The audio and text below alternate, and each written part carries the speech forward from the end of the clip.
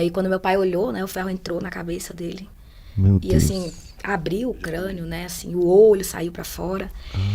E ali começou toda uma história de muita luta. Eu tenho certeza que esse será o testemunho mais emocionante que você vai assistir nesse dia.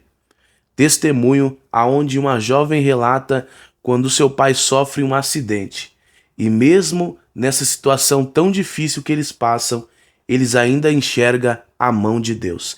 Veja comigo até o final. Não esqueça de curtir e de compartilhar. Um certo dia, foi uma missionária na casa de uma amiga da minha mãe. E posteriormente elas passaram na casa da minha mãe. E a irmã, quando estava indo embora na esquina, ela disse assim pra minha mãe: irmã, você tá preparada pra ficar viúva? E minha Meu mãe, Deus, na lata, sim. na lata.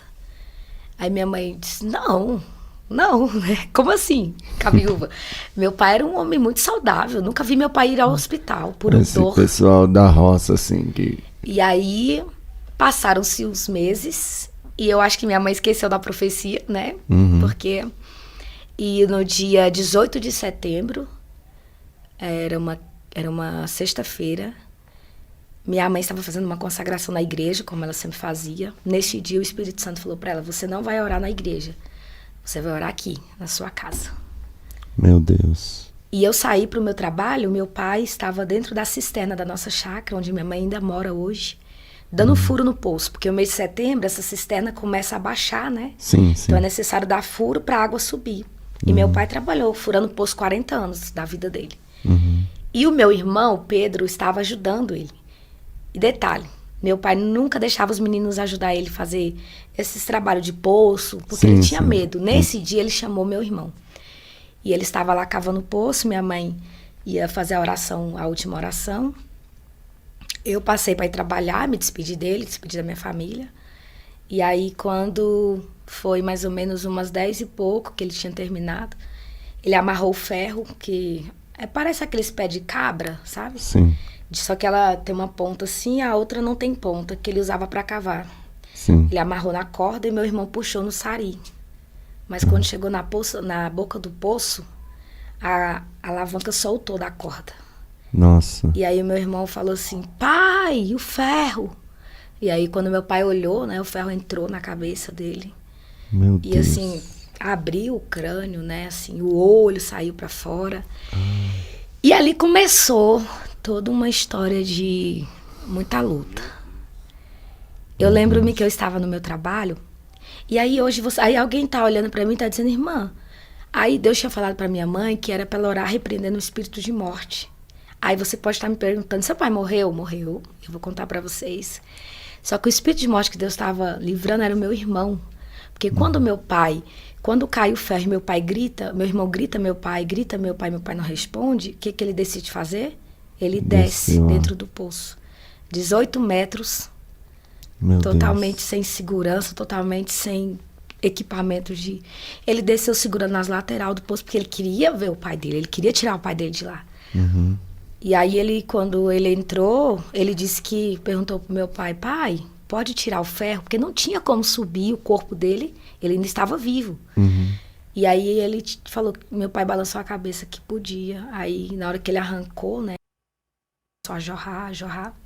Os vizinhos tiraram meu pai, levaram para o hospital de Braslândia, é um setor de chácara perto de Braslândia.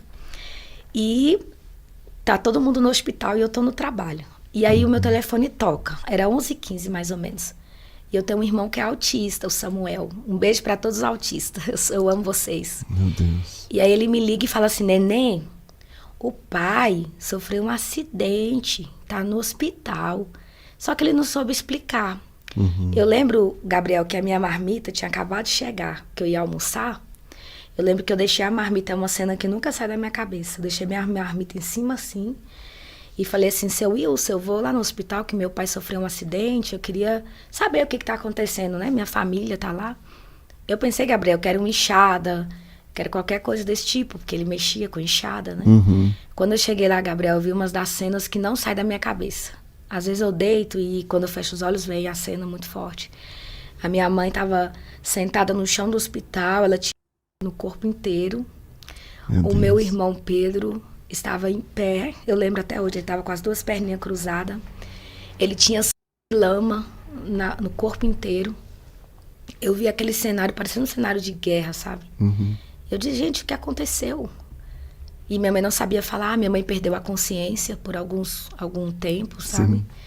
E veio os enfermeiros e falou assim, olha, seu pai sofreu um acidente, a cabeça dele... Até então não sabia que era do poço, não sabia. Ele precisa ser transferido agora para o hospital de base, nós já pedimos um helicóptero e só você tem condição de ir com ele. Eu falei, então tá bom, vou buscar meu documento no serviço e volto. Isso foi questão de 10 minutos. Aí quando eu voltei, já tinham tirado minha mãe para a maternidade para dar um banho, porque tinha muito sangue. Quando eu voltei, aí tinha uns médicos na porta do hospital, uma enfermeira. Aí o hospital parou, Gabriel, parou o hospital. Você olhava para as pessoas, todo mundo chorando, porque viu o desespero da família, né? Aí quando eu cheguei, o médico pegou na minha mão, aí me levou para a sala, me sentou numa cadeira. Eu falei, doutor, e aí, vai transferir, né, meu pai? Aí ele disse, filha, não deu tempo, seu pai faleceu.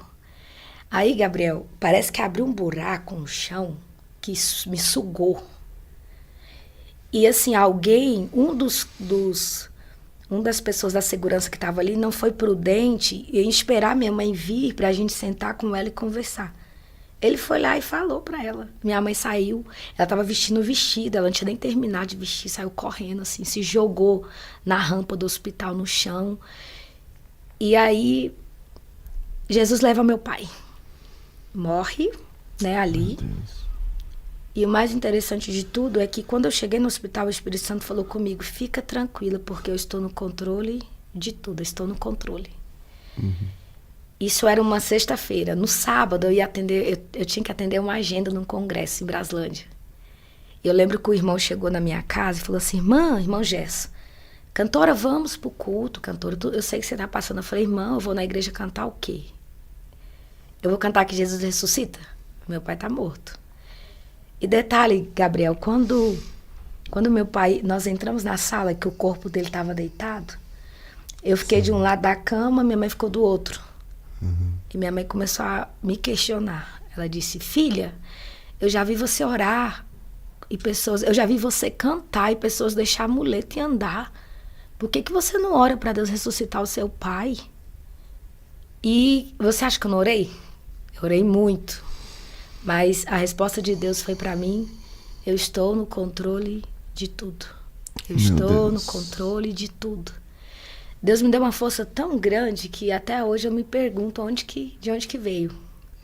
Que eu não consegui chorar, eu não conseguia desesperar, e o Espírito Santo dizendo, eu estou te sustentando, estou te sustentando. Meu Deus. Aí, Gabriel, a Polícia Civil estava de greve, não podia enterrar. E eu tinha agenda no sábado. Um irmão chegou para me buscar. Eu falei, irmão, não vou, eu vou cantar o quê? Não vou, irmão. Entrei pro banheiro, fui tomar banho. Lá dentro do banheiro, com derramada aquela água do chuveiro, o Espírito Santo falou comigo através da água. Ele disse assim, você vai sair daqui agora, você vai vestir o seu vestido e você vai lá me adorar. Meu Deus. Porque você não me adora pelo que eu posso fazer, você me adora pelo que eu sou. E ele disse assim para mim, enquanto você estiver me adorando, eu vou curar a dor da sua casa.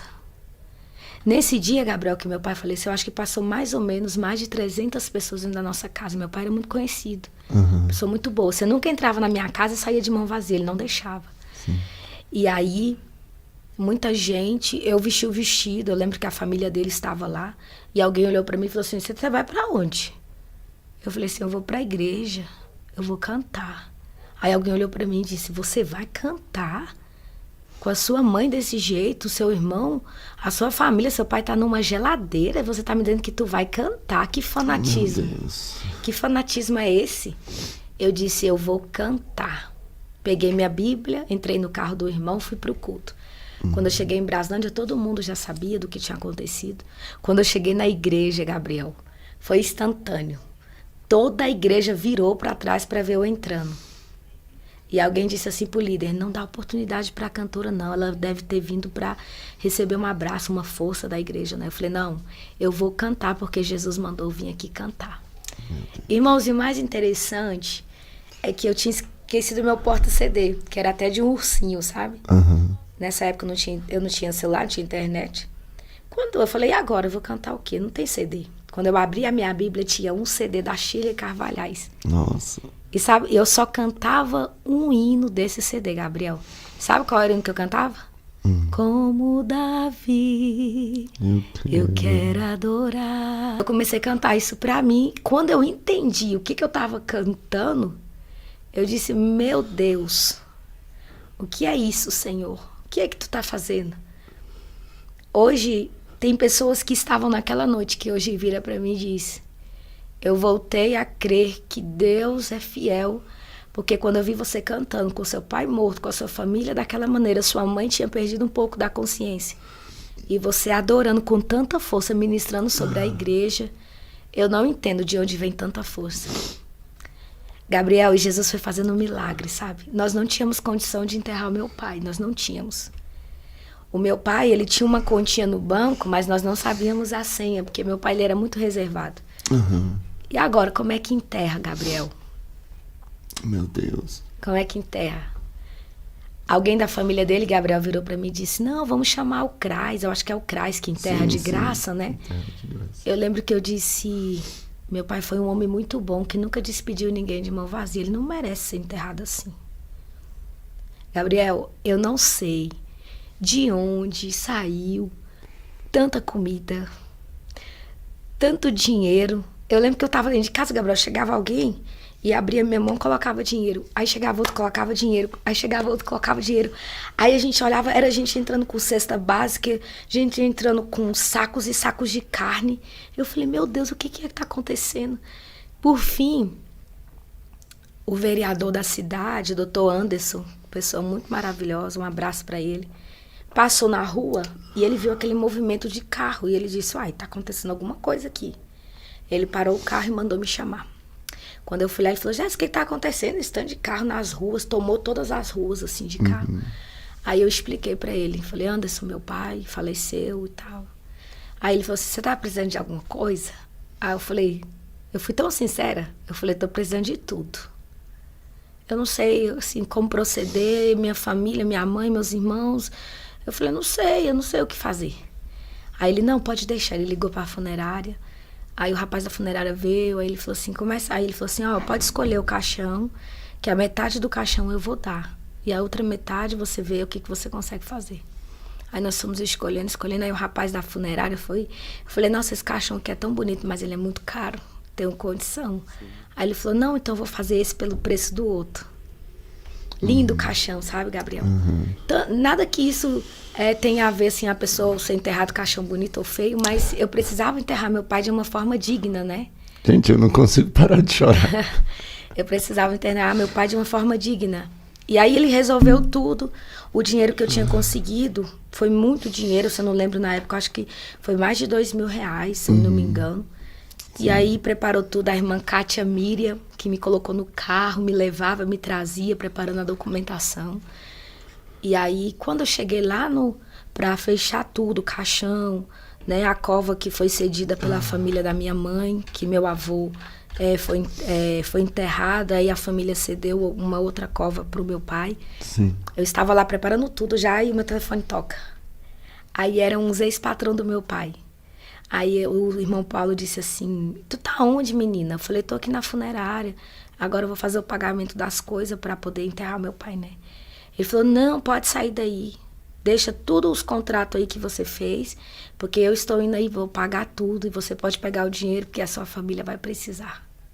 Meu Deus. E aí, eles foram, pagaram tudo, nós enterramos meu pai, eu e minha mãe tivemos que cantar no velório do meu pai, porque não tinha, é incrível, gente, tem coisa que é só Deus que faz, não dá para explicar, não dá. Então, Gabriel, dentro de todo o cenário da minha história, na minha vida, eu acho que isso foi a parte mais difícil. E esse foi mais um testemunho. Talvez você pode olhar para esse testemunho e dizer assim, o que podemos tirar desse testemunho?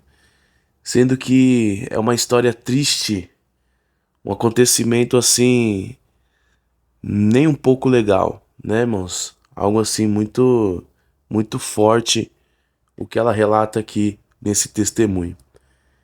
Mas embora seja um cenário difícil, um cenário de dor, um cenário de sofrimento, mas conseguimos enxergar Jesus na dor. Jesus não te abandona nos seus melhores momentos, e muito menos Jesus te abandona nos seus piores momentos. O que aprendemos com esse vídeo é enxergar o nosso Deus na dor, enxergar o nosso Deus no sofrimento, enxergar Deus nos momentos bons, nos momentos de alegria, é fácil. Difícil é você ver Deus nos momentos difíceis, nos momentos de choro, nos momentos de dor. E ela enxergou o Senhor neste momento. E eu aprendo que nesse momento difícil a qual ela passou, a família dela passou, Jesus sempre esteve com ela. O Espírito Santo sempre esteve ali consolando eles. E por esse motivo eles ainda continuam de pé. Porque se não fosse a presença do Espírito Santo de Deus, ela não estaria aqui contando essa história. Ela não teria força para relatar essa história. Mas graças ao nosso bom Deus, que mesmo na dor, Ele está conosco. O importante e o mais importante é enxergarmos Ele na dor. Enxergar Ele no momento difícil da nossa vida. Porque se Ele fizer, Ele é Deus. Se Ele não fizer, Ele continua sendo Deus. Não adoramos Ele por que Ele faz, se Ele nos dá algo, se Ele faz algo, não. Adoramos por quem também Ele é. Então não é porque Ele fez ou deixou de fazer que não vamos adorar Ele, que não vamos buscar Ele. Mas é mesmo na dor. Eu sei que não é fácil, né, passar pela dor, mas temos que passar muitas das vezes. Terá vezes que o Senhor vai te levar para um vale da sombra da morte e você vai ter que passar. Mas você vai passar com Ele. Amém? Quero agradecer você que ficou aqui comigo até o final. Que Deus abençoe sua vida. Fica na paz e até o próximo vídeo.